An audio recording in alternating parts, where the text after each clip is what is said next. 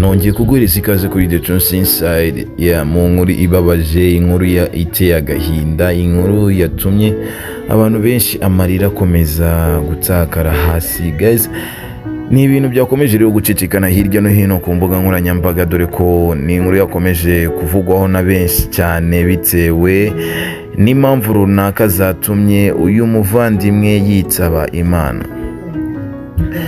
Ni urupfu rubabaje, ni urupfu ubonye urimo kureba aho ngaho kuri video yawe aho imbere, dore ko uyu muntu yari afite icyo yarimo gupanga mu minsi irimo kuza, dore ko yapangaga ubukwe hamwe n'umwe mu umukunzi we, uwo ngo mubona bari kumwe imbere, dore ko yakomeje rero iyi nkuru gucicikana hirya ku nkuta nkoranyambaga.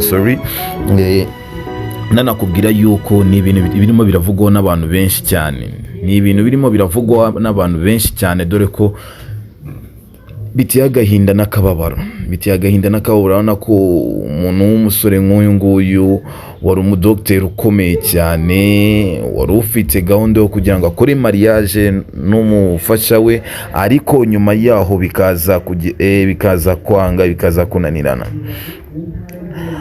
Uyu mugabo mubibona aho imbere yawe rero nk'uko birimo biravugwa n'abantu benshi cyane, dore ko yari afite ubukwe hamwe n'ubita Gentil ndetse n'uno mugabo w'umudogiteri bita Kabera Merci.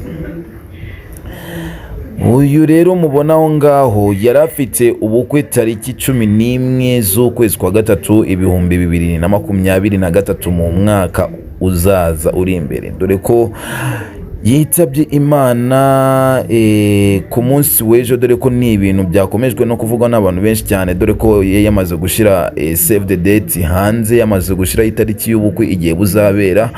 Iyi nkuru rero yakomeje kubabaza abantu benshi, no kongera gusaba abantu mukurikirana bimwe mu biganiro tubagezaho kuri The Truth Inside. Nkubwira ati rero kanda handitse subscribe kugira ngo ujye ubasha kuhita wakira imwe mu nkuru tukugezaho mu kanya nk'ako guhumbya, dore ko tuba dukeneye n'ubutumwa bwanyu hasi, wadusigira comment hasi, nyamuneka ntugatsaruke udasize basi n'ubutumwa hasi kugira tubashe kumva ibitekerezo, bimwe mu bitekerezo byawe.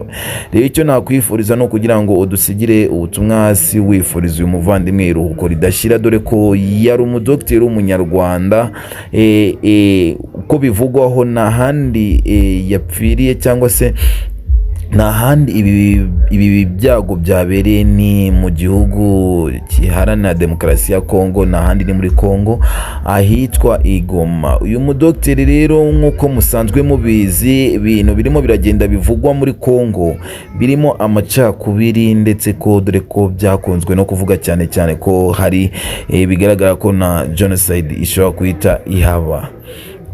Ibi rero ni ibintu byaje kuvugwa cyane n'abantu benshi cyane, icyo uyu mudokita icyatumye apfa cyangwa icyamwishe. Amakuru atugeraho nuko uyu mudokiteri yazize bimwe birimo byagiye binavugwa hirya no hino ku bantu bavugwa ururimi rw'ikinyarwanda. Nk'uko rero nkomeje kubikubwira, ku bantu bavuga ururimi rw'ikinyarwanda nibo bantu ba mbere bakunda gukurikiranwaho cyane, usanga impfu zabo ari nyinshi, nk'uko Kongo yakomeje kugenda ibihanangiriza cyangwa se ibabwira bave mu gihugu cyabo. Ariko kubw'uno mudokiteri wakoreraga mu bitaro bibarizwa muri Kongo, nawe rero kubwo kuvuga ururimi rw'ikinyarwanda nibyo kintu cya mbere cyaje gutuma bimuviramo urupfu, dore ko yaje kunigwa, umurambo we bakaza kuwusanga hanze ubwo yari atashye. Niko amakuru avuga ngo ubwo yari atashye mu ijoro amaze kurangiza imirimo ya ninjoro, nibwo yakigera ngo yageze imbere y'urupangu rwiwe, baza kumwataka baramuniga mpaka umurambo we bawusiga aho hanze ku muhanda. Ibi ni ibintu rero byakomeje kubabaza abantu benshi cyane hirya no hino ku mbuga nkoranyambaga, dore ko ni inkuru irimo kugenda ivugwa n'abantu batari bakeya. Urupfu rw'uno mudokiteri rwababaje abantu benshi cyane, nkomeje no mfatiraho no kugira ngo nihanganishe imwe mu miryango ye ndetse n'inshuti n'abavandimwe mukomeze kwihangana kandi Imana imuhereze iruhuko ridashira. Ni inkuru rero yakomeje gushengura benshi imitima, dore ko no mu dogiteri yajyaga akora imirimo ye muri Kongo agafata n'urugendo akaza mu Rwanda, dore ko n'ubukwe bwe yarabuteguye ko buzabera mu Rwanda. Ni ibintu rero byakomeje no kubabaza, dore ko umwe wari ugiye kuzaba umugore we ku tariki 13 z'ukwezi kwa gatatu 2023 byakomeje gutera agahinda ku mutima we, dore ko amwe mu makuru duhabwa n'itangazamakuru ribarizwa hariya Igisenyi byatubwiye yuko umugore we nubwo ataragira ikintu atangaza ku byerekeye urupfu yumvishe rw'umugabo wiwe, ni ibintu natwe tukirimo gukora ubushakashatsi kugira ngo tubashe gucukumbura, tubashe kumenya ibyihishe ku bw'uru rupfu rw'uno mudokita.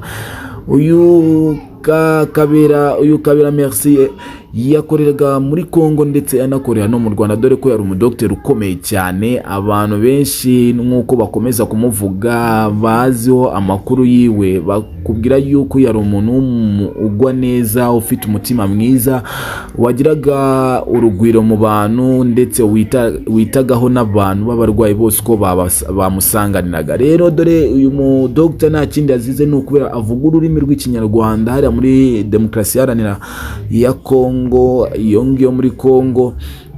Nicyo kintu cya mbere yaba yazize kuko ari umunyarwanda. Ni ibintu rero n'abantu benshi cyane bakomeje gukorerwa iyicarubozo muri Kongo kubera ikibazo cyo kuvuga ururimi rw'Ikinyarwanda, kandi bamwe bagahakana yuko batari abanyarwanda ahubwo ari abakongomani, ariko Kongo yo ikabifata nk'aho ari ibintu bitumvikana kuko abakongomani bavuga ururimi rwabo rw'iringa ndetse n'igiswahili. Gute ngo umuntu w'umukongomani ashobora kuvuga ururimi rw'Ikinyarwanda? Ni ibintu rero bikomezwa kuvugwa hirya no hino muri Kongo, dore ko nicyo uwo mudokita yazize. Nkomeza no kukubwira ati rero ni kuri The Truth Inside uri kumwe na musore wanyu Bati Chris. Nk'ibisanzwe nkibutsa gukora subscribe ndetse no kudusigira ubutumwa hasi, naho mukanya nkomeza kugezaho izindi nkuru nk'uko bikwiye.